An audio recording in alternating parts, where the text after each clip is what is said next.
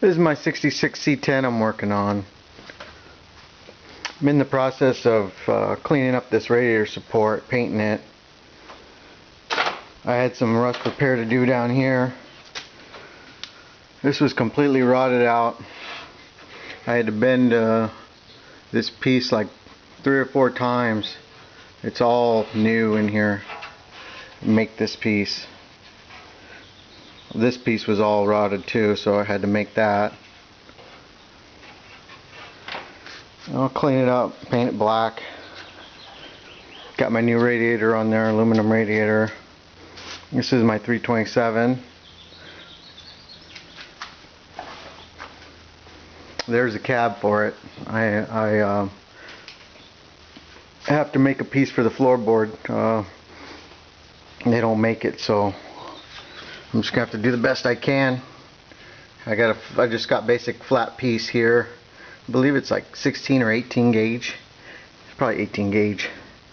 And I've just been forming it, and the plan is to butt it up there and cut it and weld it up in there. That cab mount right there, that's all new. I replaced the inner and outer rocker, so that piece has all been welded in.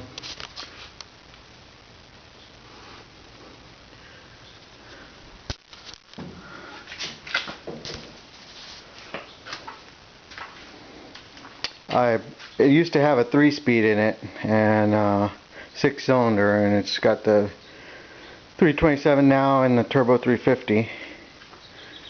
The drive shaft I had to shorten.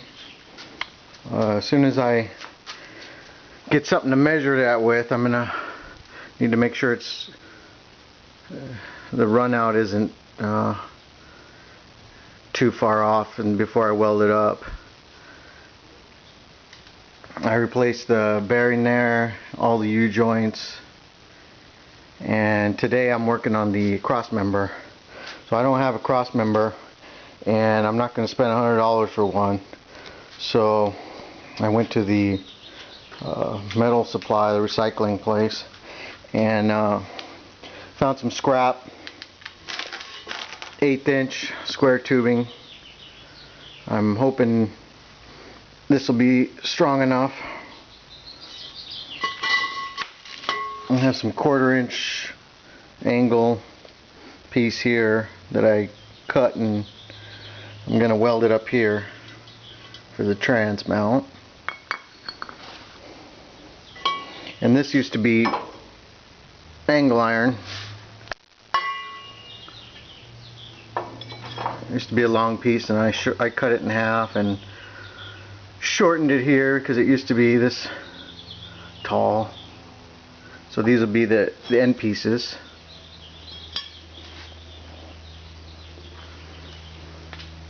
I'm going to try and use these factory holes here.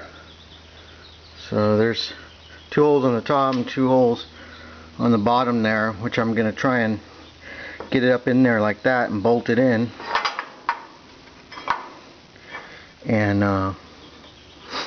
And then put that square tubing in between the 2. Now I have some blocks, pieces of wood here to hold it up.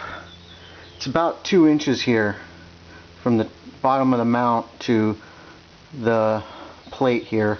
This plate is about level with the bottom of the frame rail, so we got about 2 inches here. I got to raise it up, and the reason I'm raising up 2 inches is because that will give me the 3 degrees down that I need, that's the standard for where the transmission needs to be. So if I were to lower this transmission down further, then I wouldn't have that 3 degrees. And it's just a rule of thumb, the 3 degrees. So I put a protractor on here and already measured. Before I found my protractor, I didn't realize I even had one, but I had one. I was using my phone. There's an app on my phone to give you degrees, and it's a protractor app. And I put it on there and got the 3 degrees, but then I found my protractor and I kind of made sure everything was good. So that's the plan for the Crossmember, transmission crossmember. Now all these pieces here were like around $6, so sure beats spending $100 on something.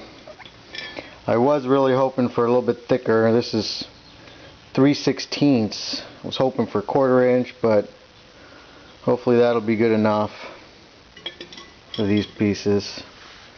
Weld those up. Oh, that's it for now.